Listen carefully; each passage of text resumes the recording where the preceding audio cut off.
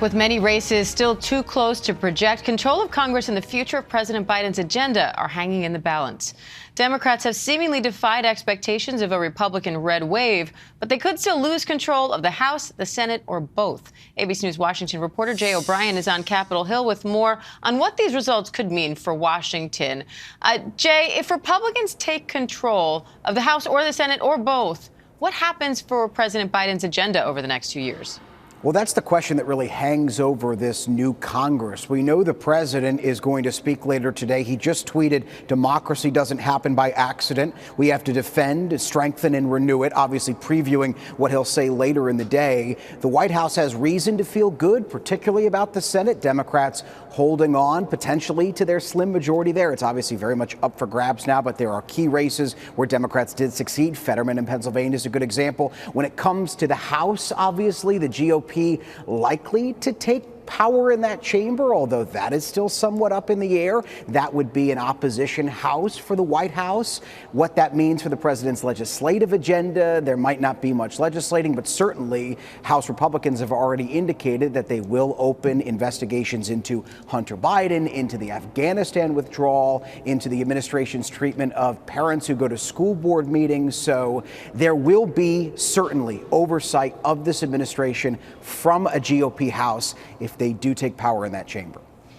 Now, many states are still counting votes, but we already know that Republicans didn't secure the 20-plus seats in the House they were hoping for. What are you hearing from GOP lawmakers on that? So we haven't heard from Kevin McCarthy yet. He's obviously poised to take the Speaker's gavel if the GOP does take back the House. The ABC News Capitol Hill team did just hear from Mitch McConnell, who said that he doesn't deal in feelings, I'm paraphrasing here, and that he wants to wait for the final vote count to see how things turn out. So they're obviously watching those tight races very closely. I can also tell you we're hearing from Democrats who feel that they have outperformed. I just saw Speaker Nancy Pelosi not long ago. I asked her if she expected the result that Democrats got last night, which is outperforming expectations. She didn't answer that question, but that's exactly what she said last night. The Democrats outperformed expectations. So there's certainly a sense from Democrats that last night could have gone worse than it did. And Jay, it was an especially disappointing night for former President Trump. Several candidates allied with him are projected to fall short. Meanwhile, there's a lot of fanfare for Florida Governor Ron DeSantis after he had a great night in Florida. What does this say about Trump's influence on the Republican Party and his political future?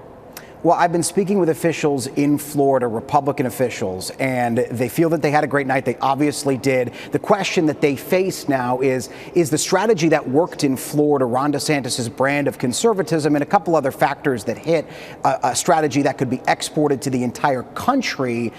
There's certainly a sense in the DeSantis camp that they had a great night. And for former President Trump, there are obviously handpicked candidates of his that did not. All right, Jay O'Brien on Capitol Hill. Thank you. Hi, everyone. George Stephanopoulos here. Thanks for checking out the ABC News YouTube channel. If you'd like to get more videos, show highlights, and watch live event coverage, click on the right over here to subscribe to our channel. And don't forget to download the ABC News app for breaking news alerts. Thanks for watching.